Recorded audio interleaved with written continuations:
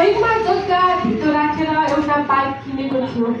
Bike होइन सरकार, उसले त आफ्नो छोराछोरीको भविष्य किनेको थियो।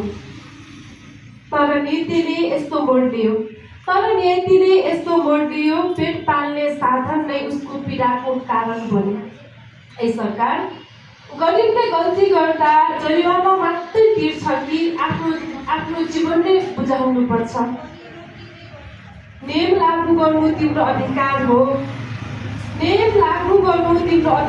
तर नियम सँगै मानवता पनि तिम्रो जिम्मेवारी हुँदैन र? मैले प्रश्न राखेको छु। एउटा नागरिक तिम्रो कार्यालय अगाडि आफ्नो शरीरमा आगो लगाउन पुग्दासम्म उसको मनभित्र कति आगो बलिरहेको थियो होला? एकपटक सोच्यो सरकार?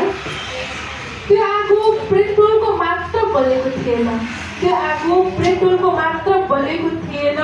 त्यो आगो अभावले बलेको थियो, असहायताले बलेको थियो, सुन्ने कोही नभएको कारणले बलेको थियो।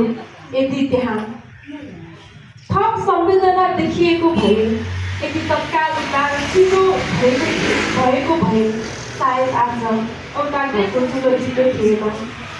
आज प्रश्न एउटा गणेशको मात्र होइन, प्रश्न त प्रत्येक नागरिकको हो। फेरि कुनै गरिब आफ्नो सम्मानभन्दा मिठो सजिलो खान नपरोस् भनेर जिम्मा कसले लिने? आज एउटै श्रीमतीको सिन्दुर रहेको छ, एउटी आमाको काग बितिएको छ। निर्दोष छोराछोरीले बुवाको बाटो हेर्दै आँखा थाक्नेछन्, तर इतिहासले सम्झनेछ। एउटा गरिब जलेको दिन खरानी केवल एउटा शरीर बनेन, खरानी त हाम्रो संवेदनशीलता पनि बन्यो। ए सरकार, अब उत्तर दिनै पर्छ। कति गणेशहरू गुमाएपछि गरिबको पसिनाको मूल्य बुझ्छौँ, कति छोराछोरी टुकुरा भएपछि मानवतालाई कानुन सङ्कट उभ्याउनेछौँ। किनकि देश त्यति बेला बलियो हुँदैन जब भवनहरू अग्ला बन्छन्। देश त्यति बेला बलियो हुँदैन जब भवनहरू अग्ला बन्छन्।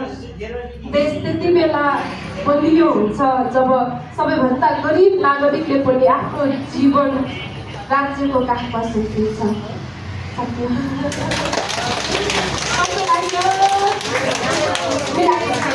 सरस्वतीजी